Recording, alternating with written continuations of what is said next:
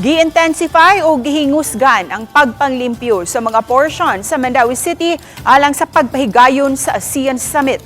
Sa parte sa Owano Avenue, gitiwas sa mga personnel sa Department of General Services ang beautification sa mga Center Island, kundiin gipamutangan og mga potted plants. Na-elevate ug napintala na usab ang mga island.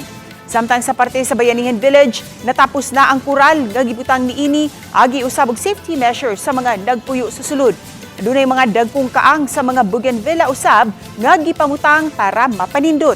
Samtang matud sa City Hall, subsub usab karon ang pagpanghipos sa basura sa mga kadalanan. Labi na ang kaagian sa mga delegado. Adunay mga teams gikan sa barangay ug syudad nga mangunay kabahin niini.